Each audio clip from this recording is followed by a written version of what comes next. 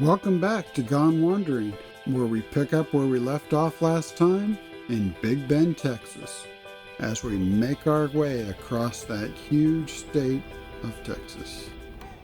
Well, the weather in Big Bend is not cooperating today.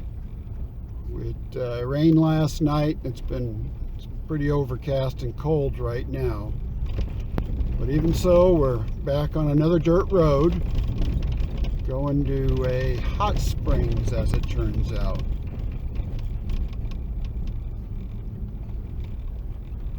The road's gotten a little bit narrower. I think it's a good thing we didn't bring the trailer down this road.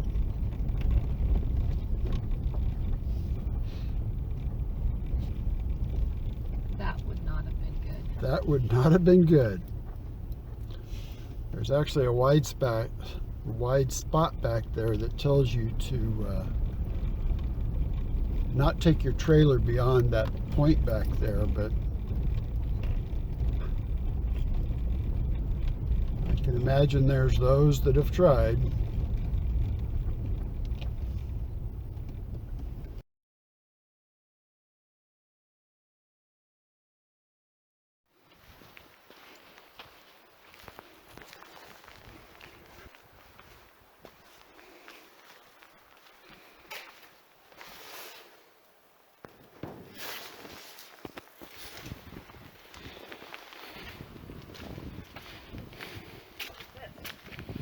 I don't know. I guess these were rooms.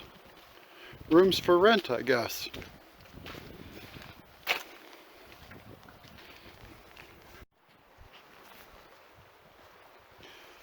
Well, we're walking down the trail to the hot springs.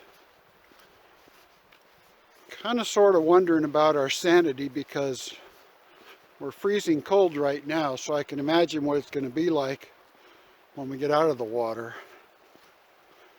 Now here's something I haven't showed yet, but all along the border here, the Mexicans come across the border and make various things, and they put it on display here, and there's a jar there to pay for your item. It looks a little worse for wear today because it rained last night.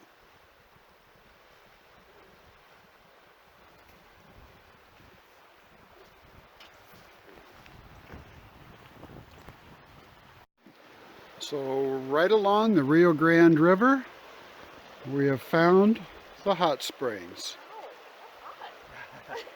It gets warmer the closer you get over here. Oh, really? Okay. I'm sitting on the vent right now. Staying over here. You're more than welcome to come try it out. There's a couple little spots over here where it gets pretty warm.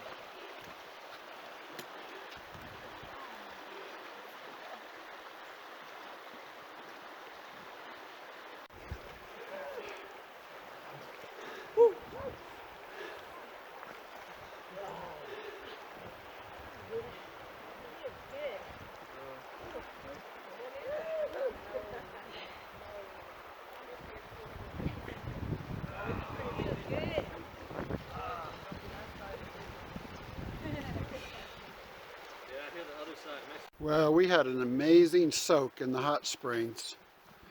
Talked to a guy for quite a while from Austin and got all the hot spots for barbecue places.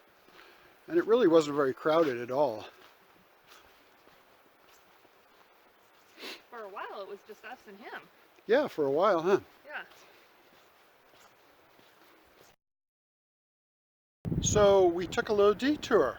We jumped over the ocean really quick and we arrived at Stonehenge. So we're going to take a tour of Stonehenge, see what it's about.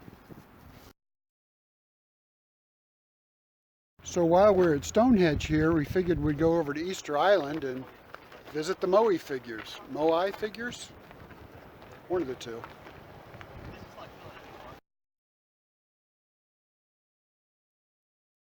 We're actually in this little town called Ingram, outside of Fredericksburg, which is outside of Austin, Texas. And I'll tell you what, after 2.5 hours or so of nothing but ranch land, which doesn't have much to show for it, it's really nice to be back in some trees and this beautiful river going by. I'll have to find out what this river name is, actually.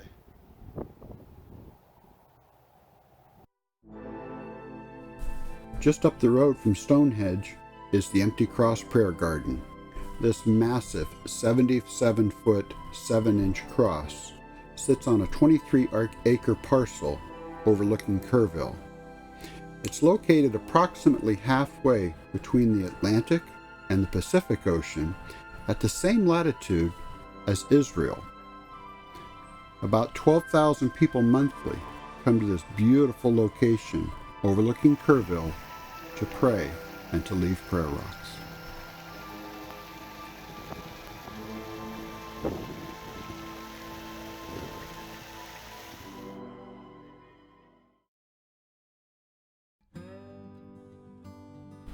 We really didn't allow enough time in the wonderful town of Fredericksburg. It's a quaint little German town with lots of stores and German-based restaurants. We'll have to come back here someday.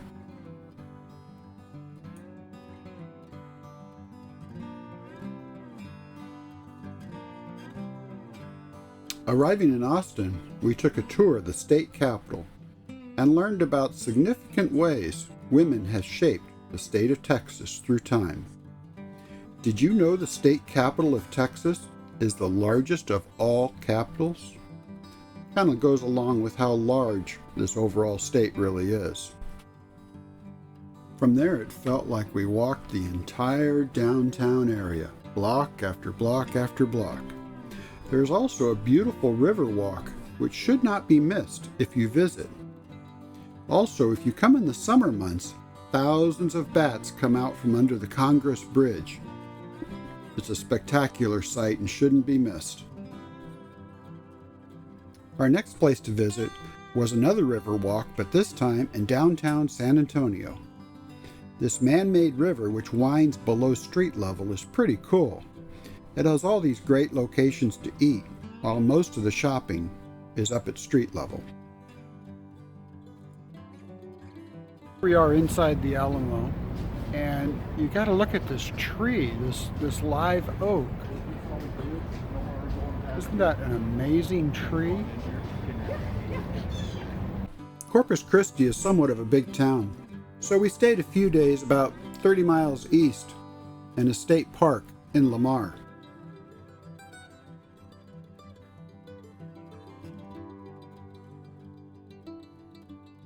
Our first adventure was to take a ferry over to Port Anasas. Yeah, we didn't take the trailer with us on this barge crossing.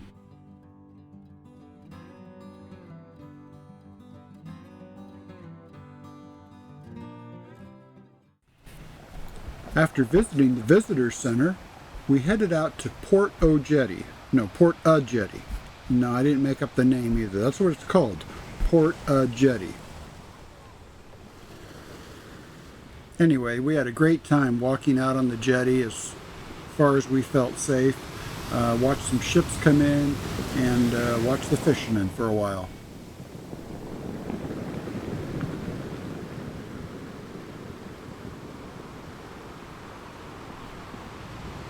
I think this one pelican was hoping to feed it because it kept posing for us, but we didn't have anything to give it.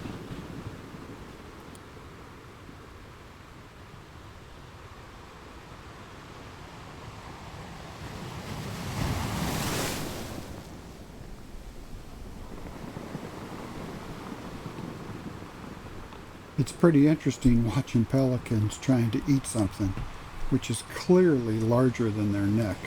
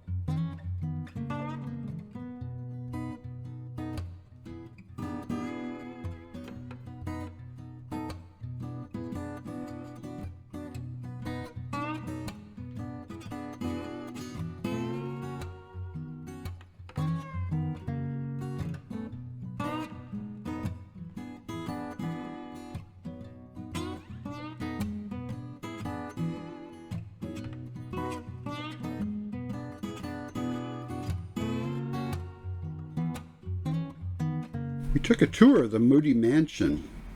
I'll give you a quick background story while you look at the house pictures. William Lewis Moody moved to Texas in 1852. He was an attorney who had become a successful merchant.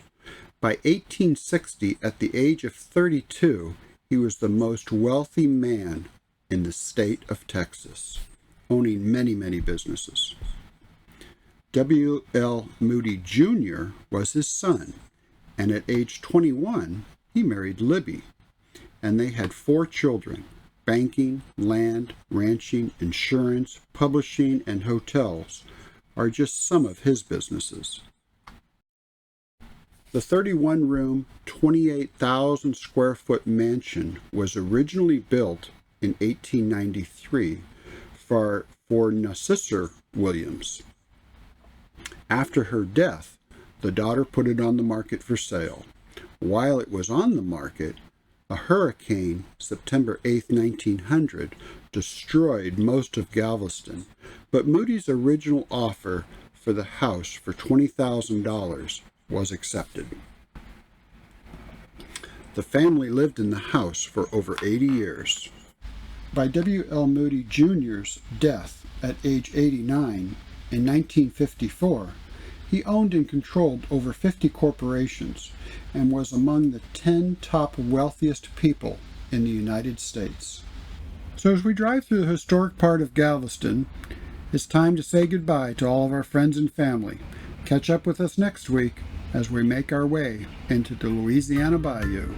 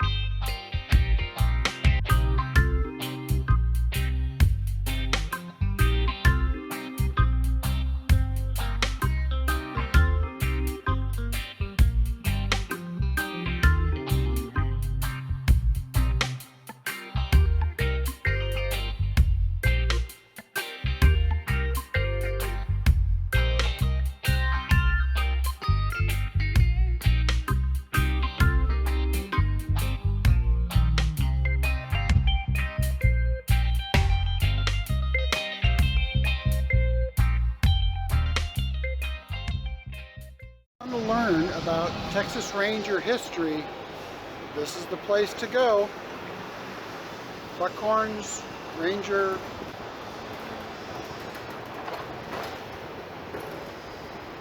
Want to learn about